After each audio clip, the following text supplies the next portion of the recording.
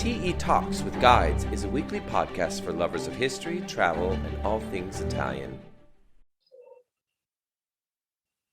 Welcome back, everybody, to TE Talks, sponsored by Through Eternity Tours.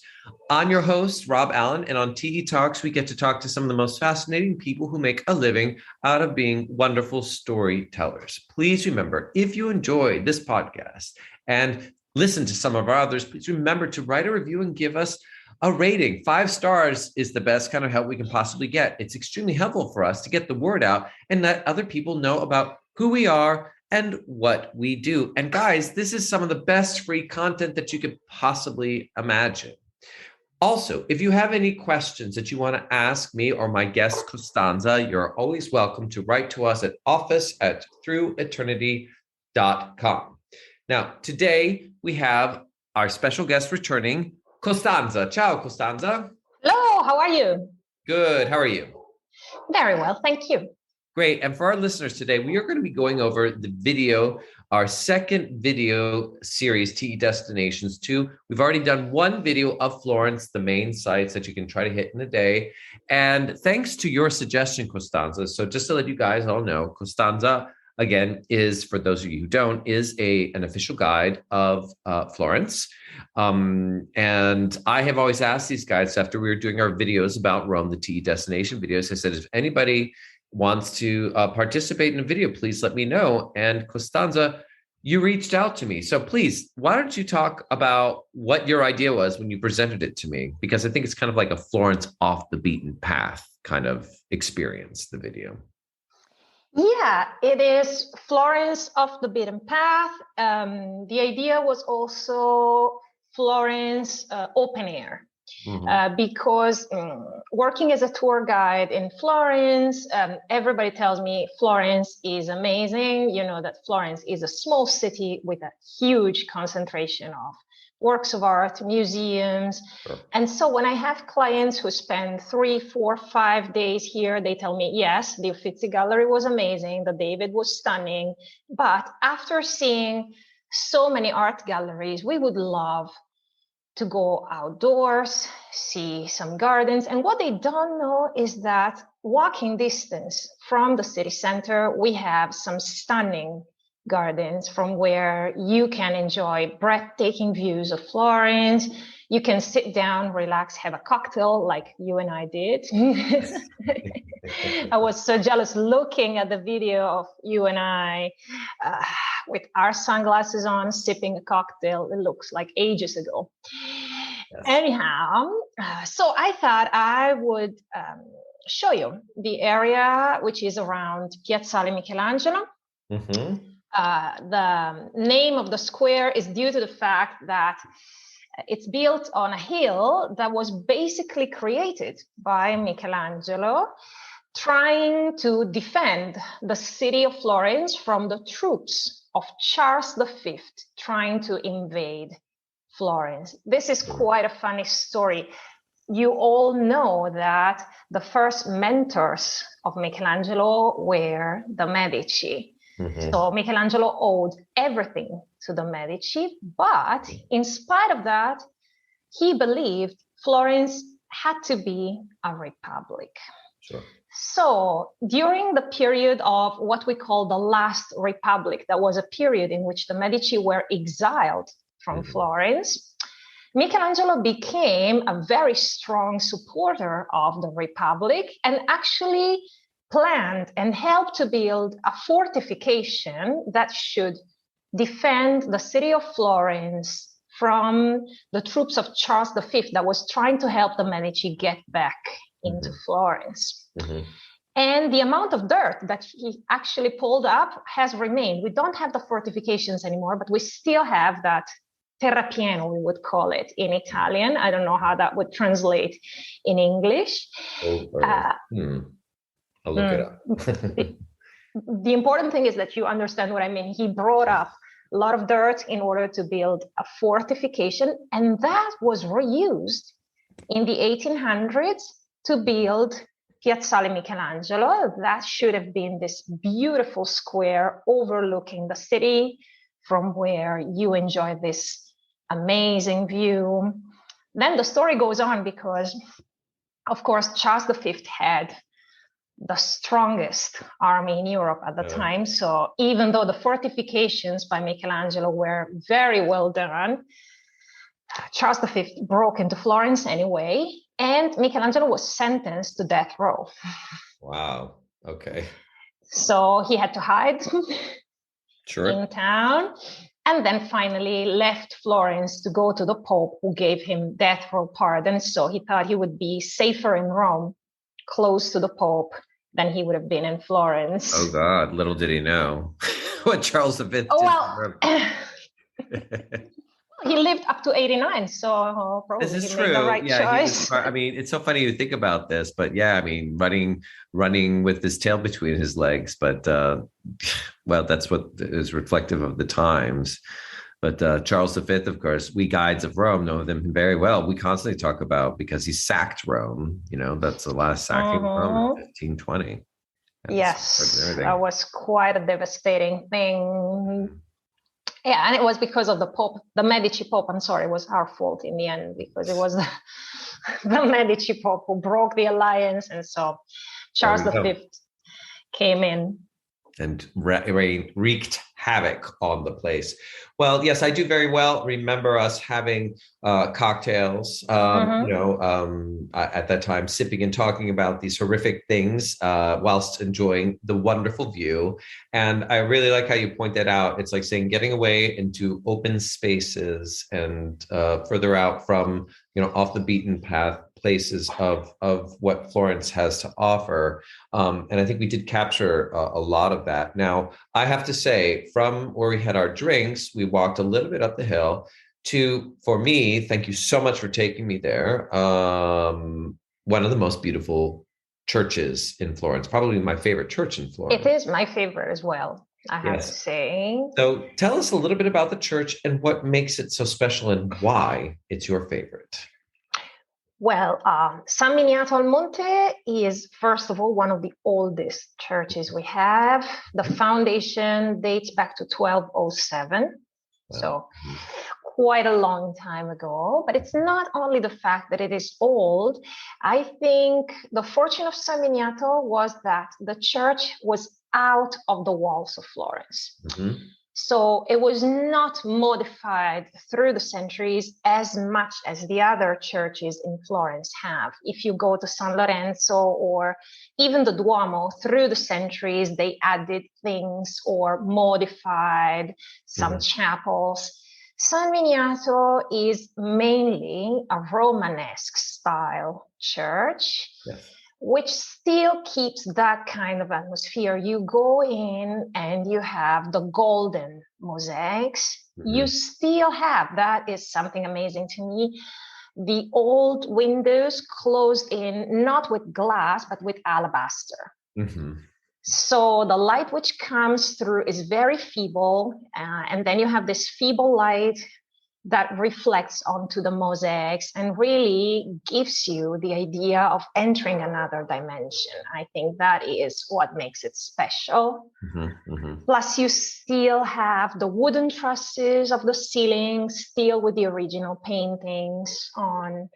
So you have there an atmosphere that you cannot find in any other church. Plus, I like a lot the symbolism of the old Romanesque and Gothic churches. So you have all these decorations with devils and monsters, which show the people that would come in what would happen if they didn't behave.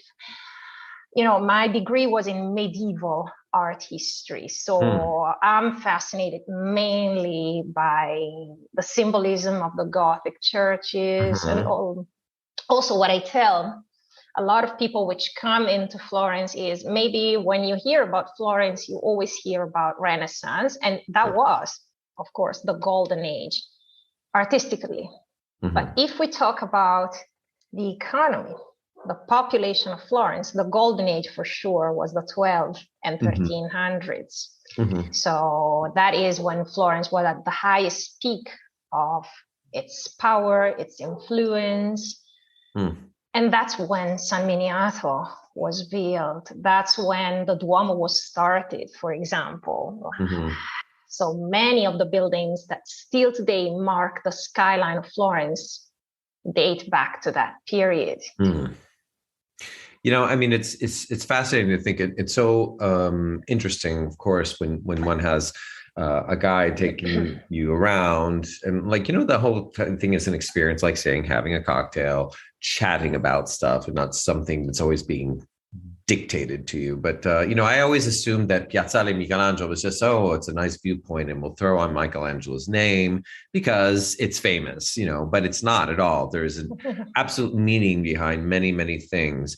And then you walk up that church, as beautiful as the view is from Piazzale Michelangelo, it's even more beautiful up at the church. And there's even a small cemetery around the church. And it is just gorgeous inside that church. I want to go back to it because, as you kind of pointed out, the tendency is in many churches in Italy is that, you know, because they are so old, the trends of different time periods, other things are slapped onto it, like the Baroque or the Renaissance even.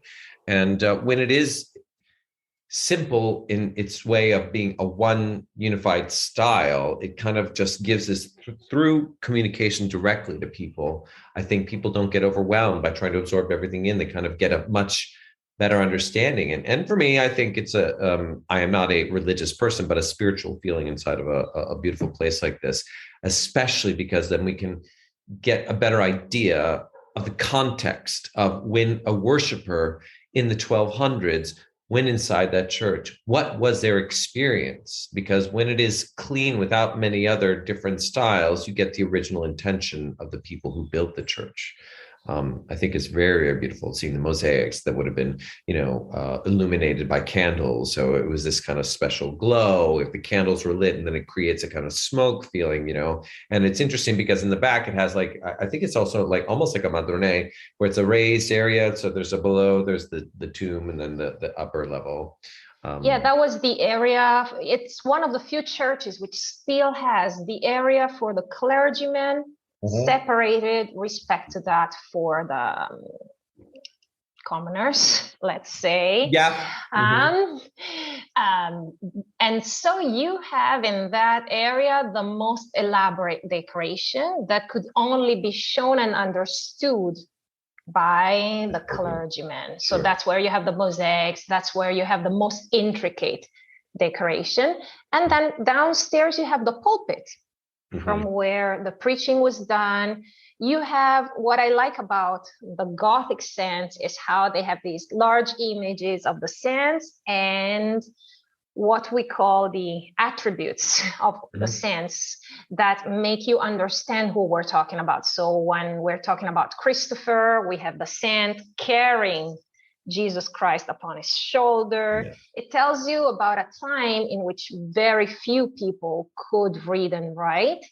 So any symbol that could help people understand the history. And don't forget, that is the time in which what we call the Legenda Aurea was written. The Legenda Aurea is a large collection of the history of all the saints, which has nothing to envy to the modern times soap operas. I mean, you look at one of the lives of the saints and it's full of episodes which seem to be out of a fairy tale. And that's how frequently the frescoes are. There is in the sacristy of San Miniato, there are the stories from the life of Saint Benedict, which are full of episodes which probably have never happened, but are strange, are interesting. People would sit down in front of those and linger, meditate. That is, I think, a part of the role of the Catholic Church, which has not been completely understood, how they would be for people a source of entertaining, not only a source of spiritual nurture, yes, of course, but also until the 1600s in the churches, they would do what we call the holy representations, which were plays, comedies even, that would take place inside the church, and people would go there as if they would go to a theater. Yes, the subject was religious, but often they would use fireworks. Sure. They would use machines to lift somebody up and pretend he was ascending to the skies. So Sure. try to imagine what kind of impact this would have on people from the 13th century going to the church. I mean, now we are all spoiled because we have TVs, videos, and so we know what, an effect could be. But at the time, that would really leave people speechless. Yeah, definitely. That is so valid a point with the theatricality and the use of that inside the churches. And I also love the point of how you spoke about that there was a separation from the clergy area and the commoner area. I had learned about that even, dating back to ancient times, where they weren't even, the commoners weren't even allowed inside the temples. And then, they always have, like in the Sistine Chapel, the rood screen, which was the separation between the earthly realm, let's say, and the spiritual realm, and the spiritual realm is where the high altar would be. It's just fascinating to me throughout the history. Now, to get away from that church for a bit, because you did also point out something that I also love dearly, because they have a lot of them in Rome, but I never saw them in Florence until I went to visit you up on Piazzale Michelangelo, which was the walls of Florence. I didn't realize that there were still parts of them existing and that they were torn down because of the Risorgimento, the unification of Italy, when Florence was made the capital of Italy for a brief time. Yeah, it's crazy to think that we had the walls up until the 1800s. And then all of a sudden, when Florence became the capital of Italy, trying to expand the city, the best idea that they could think about was tearing the walls down, walls which dated back to the 1300s. That is also something quite fascinating, because the last circle of the walls was built between 1333 and 1345. And they stayed in place until the 1800s, which means the population of Florence did not grow any farther from the 1300s till the 1800s. For, unfortunately, in between, the Black Plague came, 1348. So right after they built the walls, the Black Plague came in Florence. And we have some data that tell us that the population of Florence, which was probably over 100,000 people, dropped down to 30,000 people. So more than 2/3 of the population was actually killed. And so it took, of course, centuries before the population grew back to the same level. That's why there was no need to build new walls. And it must have been great to see the city still surrounded by walls. We still have, though, a portion of it that you can only see when you are in Piazzale Michelangelo. So you get an idea on how extended the circle of the walls was, because it got up to the other side of the river, up to the hills. You can still see the doors. So if you happen to come in Florence, we still have the gates of Florence, which were kept up. So you get an idea of what the walls could be like and how really entering the city would feel like coming. Actually, when you are there, you can clearly see a line that shows where the urbanized area ends. And still today, not too far from where the line of the walls is, you start to see the countryside. I think this is the thing about Florence, that you don't have to drive too far from the city to find countryside. No, not at all. The walls I find very, very fascinating. And thankfully, they learned their lesson, because when they then eventually made Rome the capital of Italy, they took it away from the popes, but they took it over in 1870. So for Rome, they have walls that have been started in 275 AD until 1870. They were blocking the walls, and they then had put in what's the right word to say? They made archways through the walls because they had to for the cars to get through. Because, yeah, of course, the same reason Rome did not extend. In fact, Rome was probably a country bumpkin land for the Florentines because it was Florentine. Florence was, the thriving city. Rome got big, but it wasn't nearly as important as Florence was. It only was later on when it was the capital that it kind of exploded and became the most populous city of Italy. But these walls are amazing. I don't think people understand why that makes, I think, in a way, Italy so unique, because when people are walled in these cities, they develop their own dialects, their own way of speaking, their own foods. And that's why it's so wonderful when you come here, because it's like going to many different countries in one place, because the food of Tuscany is so different from the food in Rome. I have to say also, like, just for people to know, when I was driving around outside, when you're saying getting outside the walls, you get to the countryside in Tuscany is just so beautiful. That's why everyone wants to live in the countryside of Tuscany compared to Lazio, and it's a very interesting thing. I was thinking about it. I was like, because when you go outside of Lazio, outside of where Rome is in Lazio, guys, and you don't hear about it, do you? Everyone knows Tuscany. Florence is outside Tuscany. Okay, Toscana, we all react to it, but no one knows Lazio. Lazio can be beautiful, but they didn't have regulations. Like after the Second World War, they didn't have regulations. So everything was built up haphazardly. How do you say it in Italy? Abusivamente. Yes. And it's terrible. It's like, the worst kind of shackle shantytown buildings that you can see outside. I mean, I'm sure you're from northern Lazio, like Viterbo, which is, of course, close to the border, is nicer. But when you go from Rome and further down, you can find beautiful, beautiful towns. But unfortunately, it's not, and it's just, when you go to Tuscany, you drive through, it's just stunning. Really, yeah, really I think the reason might be that in Tuscany, there were several important cities competing. So there was Pisa, Lucca, Siena, Florence. Lazio is all about Rome. Yeah, that's true. Often I have to tell you, when you think about Lazio, I have to think twice, what other cities are there in Lazio besides Rome? And you have to think, well, if you think about Tuscany, oh yeah, Siena, yeah, Lucca, and probably the fact that the territory in between these cities was contended made so that the territory was never totally abandoned in a way. Sure. That could be the reason why. Yeah, this is true. That's true. Yeah, there are places, but they're not as famous. Go ahead. Yeah. No, I agree with what you said. I mean, that when you go to Florence, there's a different dialect, different food, different way of speaking. And then you go to Venice and, it's a few hours drive or a couple of hours by train, which in the States, for example, it's nothing. Here, you take a train, 2 hours later, you are in a completely different place, different architecture. Yeah.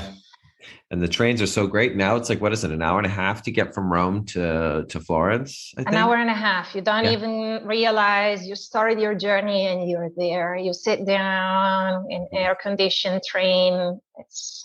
It's pretty really amazing. Stunning. Yeah, people are not even using their car anymore, I think. Yeah, no, because what is it, like 3.5 hours by car or something like that? I think 3 hours, 2.5. And then you have to find a parking. Then you have to find a parking. Oh yeah, I remember my father renting a car when we were in Florence. Like I said, oh, we almost got hit by a blue bus. We bumped somebody in the narrow roads with our the side view mirror, and he got a parking ticket. I was like, oh, it's a typical day. And I won't even tell you about what it was like when we were driving in Sicily with the rental car. That I thought I lost like 10 years of my life. But there you go. I think it's always great for people who love to drive. But yeah, there is that issue, the inconvenience of trying to find parking spaces and whatnot. Okay, so going from the walls and this church, let's go to lunch. We brought up food. You took us to a wonderful place. I can be an adventurous, I guess, kind of adventurous eater. So we had the bistecca fiorentina, which we'll get to in a second. I'm telling you, I'm so hungry right now because I saw that in the video. It looked so good. You had me try a bruschetta. Now, I did try it. And do you remember what it was?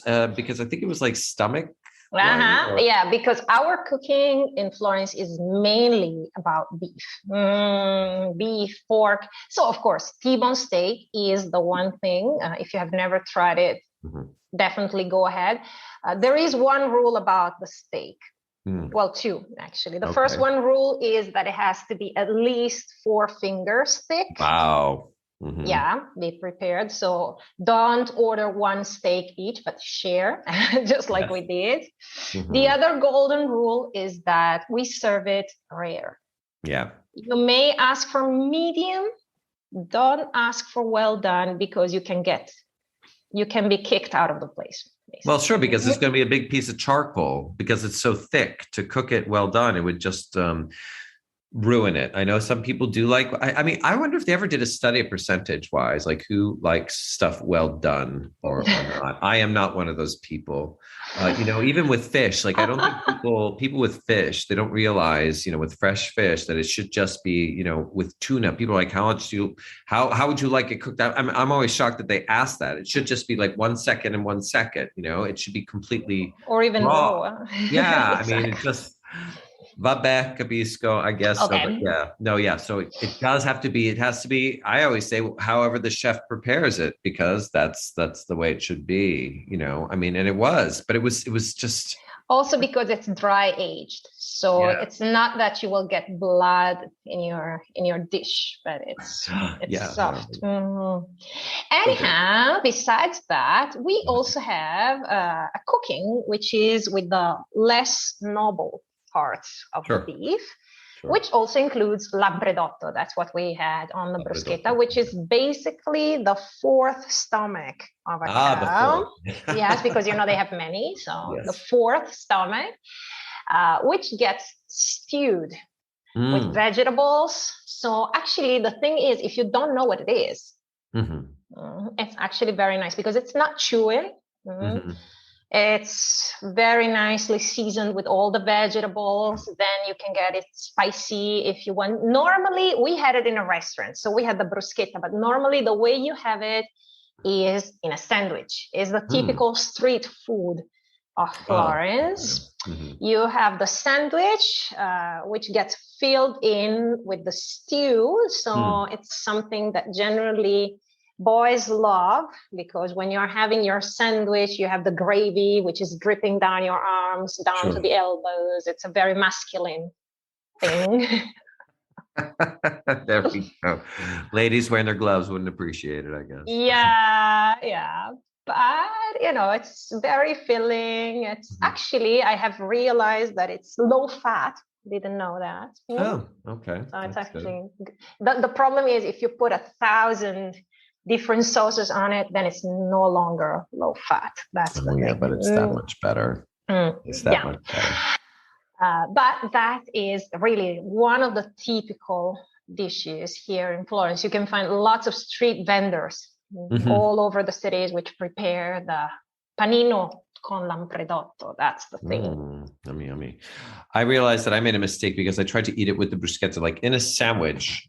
I think it works well because you can hold the sandwich and bite with your teeth through. But when I was trying to bite it with the bruschetta, I needed to use a knife and fork, because it was like, I think even Dylan filmed me, but I'm not allowing him to put that in the video. Maybe I blew. Why didn't you? Because it was all over the place. It was like, it was falling out. It was like, I was trying to eat it and it became like a giant piece of spaghetti, which it was not, but I did enjoy it. But I'll eat it with a knife and fork, the bruschetta, the next time. But gosh, that was all so good. And of course, the red wine, it was lovely. Of course, I'm longing to go back to Tuscany to try it again. Now, before we round things up, let's just talk about the 2 garden areas that we got to see. Now, one was the bubbly gardens, but let's talk about first that, like, it was so funny because you showed it to us, because it was almost along the lines of the walls of Florence, that there was a private garden that's open to the public. It was like almost like a striscia, like this strip of beautiful, perfect manicured lawns and plants going down the hill. Can you tell us a little bit about that? What is the name of that garden again? Well, you have the Bardini Garden, that is the one you were talking about. And then you have the Boboli Gardens, which are both really nice to see. It's large gardens, especially the Boboli Gardens. It's 12 hectares. So if you're longing for open air in the Boboli Gardens, you'll find plenty. The reason why they are next to the walls is that through the gardens, eventually the Medici could escape from Florence in case of danger. That's why it's right next to the wall, so they could run away in case of danger. It's an enormous garden, beautifully arranged with fountains, ancient sculptures spread around the garden. We also have an original Egyptian obelisk that was bought by the Medici just to decorate their garden. And then something really strange, when you walk through the garden, you also find a cafe house, which tells you about the time in which Florence got under the Austrian domination. Okay. Yeah, after the Medici, Florence was under the rule of the Emperor of Austria, who sent his brother to govern Florence. And when the brother arrived in the Boboli Gardens, he felt like he was missing the cafe house. So it's really a building which stands out in the landscape of Florence. It's different respect to anything else that you find here in Florence, for it was built in a different style in the 1700s, actually. And then I think we caught that in the video, didn't we? We had the coffee house. It was almost like the milk. I saw it in the video. Yes, absolutely. It's that Tiffany green. That's also something strange about it. That Tiffany green building that was for coffee, chocolate. Exactly. And then from the Boboli Garden, you can also step into the Bardini. That is a really fascinating garden because it did belong to an antiquarian, Stefano Bardini. Stefano Bardini in the late 1800s was the antiquarian. I mean, he sold pieces to the Jacquemart André Museum, to the Getty. The Getty is full of pieces that were sold by Stefano Bardini. He was the one. And he bought the garden there to use as a showroom for his pieces. So still today, if you go there, there are some of the pieces that he collected. But try to imagine coming to Florence in the 1800s. You want to meet Mr. Stefano Bardini, and he brings you into this beautiful garden that overlooks the city of Florence. Decorated with azaleas, wisterias. He had an enormous collection of plants. Still today, we have this wisteria tunnel in the garden. Beautiful. And in April, May, when the wisteria blooms, you actually walk in this 70 meters tunnel. 70, wow. Yes, covered up in wisteria. And then in such a landscape, you could evaluate ancient Roman sculptures that you would find here and there in the garden, eventually terracottas, paintings. He was selling really a little bit of everything. So you still have the museum that's named after him, in which you can see a portion of what he had collected. The one pieces that he decided not to sell, but to keep for himself. And there is a big variety. You have weapons, you have carpets, really a little bit of everything. And I mean, the garden is still stunning to see because you really get that kind of atmosphere that the lucky visitors of the Bardini collection could get. So is the museum at the base of the... Yes, exactly. When you come down, because the garden is uphill, so if you come into the Bardini from the Boboli, you go downhill, and then at the basement, you have the museum that you can eventually visit, and it's never too crowded. So that could be an off the beaten path. Yes, absolutely. It's kind of fascinating to think he must have been very, very successful. And the idea of creating a massive space to sell his wares shows his ideas with his success, how he was even able to make it grow. Of course, for me, it comes to the question of like how many, if he's selling to Getty, for example, pieces were acquired legally, but probably it was done during a time before Italy as a nation was created. No. At the time, unfortunately, there was no law about the protection of the cultural heritage. Sure. So he didn't do anything against the law. He was allowed to buy the pieces and sell them. That's why for many pieces it was not even possible to get them back because they were acquired legally. He had really an industry. He also had a workshop that would restore the pieces for him. Sure. Wow. So he would buy, restore the pieces, put them in the best conditions, and then sell them. The Bode Museum in Berlin is full of pieces. Wow. Which, yeah. It's a fascinating story about. I have to read up about Bardini, Stefano Bardini. Well, Costanza, thank you so much again for this. It was a lovely time, as usual, to speak about our day together. And it makes me, of course, want to get back to Tuscany and to Florence as soon as possible to have some more bistecca fiorentina. And that will be a pleasure. It will be. I look forward to seeing you again very, very soon. Grazie mille, Costanza, and we'll see you again, hopefully in the near future. I hope so. Thank you. Thank you for this time. Thanks. Ciao, ciao. Thank you for listening to our TE Talks with Guides. We have a new episode every Wednesday. Please subscribe to get an alert when each podcast comes out. Rate us and tell people how you enjoyed it and share it on Instagram, Facebook, or Twitter. Most importantly, if you enjoyed it, send us a feedback about the show. Also, if you are curious about what some of these people and places we talked about look like, you can subscribe to our YouTube channel and watch the video on this podcast where we have inserted special images for you to further enjoy the story.